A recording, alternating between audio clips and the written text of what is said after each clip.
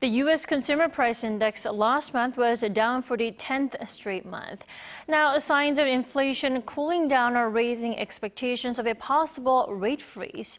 For a deeper analysis of the matter, we're joined by Professor J.W. Mason from John Jay College, City University of New York. Good morning and good evening to you, Professor. Hello. Hello.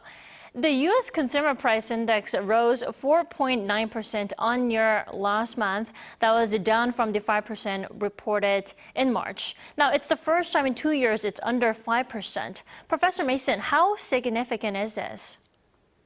I think it's very significant, and even more important than that headline number is the fact that inflation is falling across almost every major category of prices.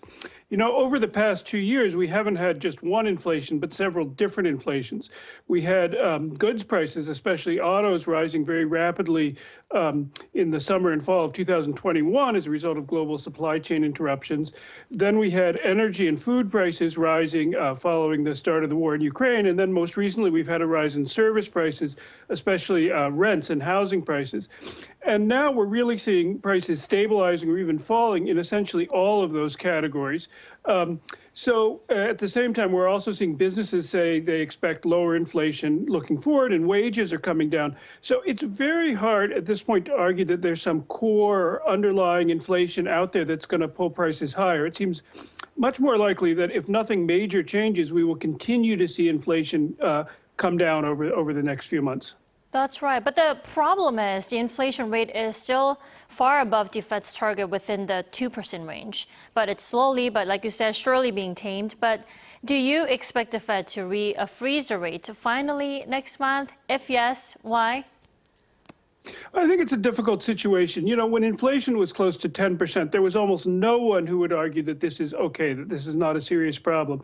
But when it gets down to the 3 or 4% range, even though it's above the official target, it's not. You're not going to find the same consensus that this is critical to keep bringing it down. Remember, not too many years ago, there was a serious debate about whether the Fed should adopt a higher inflation target. And at the same time, it's clear that rapid rate increases are putting a lot of stress on the banking system. So I think that unless something big changes, it's going to be very hard for the Fed to justify a lot of additional hikes. Right. Then that leads to our next question. What are the conditions needed for the central bank to actually end the rate hike cycle then? Well, you know, historically, the Fed and also other central banks like the ECB have tended to overdo it. They've tended to keep raising rates too long and set off a recession. And the problem is that given the long lag between when the central bank acts and when the full effects are felt on the economy, you don't necessarily know when you reach that point until it's too late.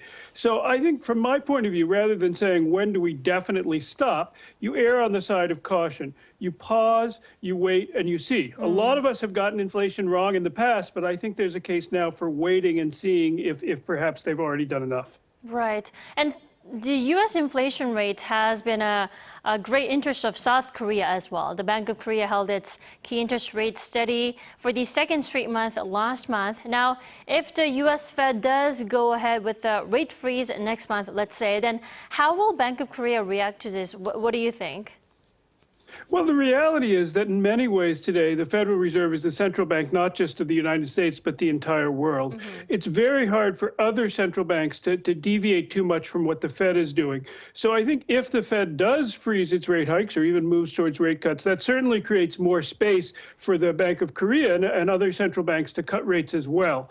And I think there probably will be a case for doing that. I think if they don't, there's a danger that the Korean exchange rate will appreciate, which could be bad news for Korean manufacturers. And I think also given slowing growth in Korea, there's a strong case that sort of in terms of the Korean economy, there would be an argument for lowering rates if the Fed sort of creates the space for them to do that. Right. Now, Professor Mason, you said it's going to take some time to tame the inflation. Now, maybe still far from that 2% target range. Then what do you think what target do you think the inflation will be reached the next month then?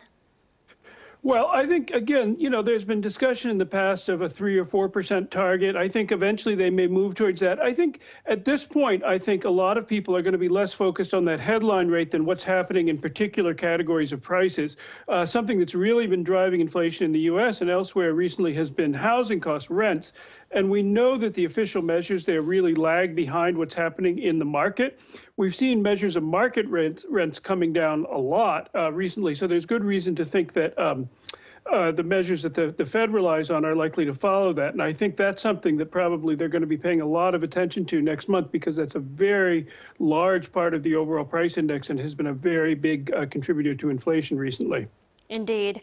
Professor Mason, thank you so much for joining us all the way from New York this morning. Thank you for having me.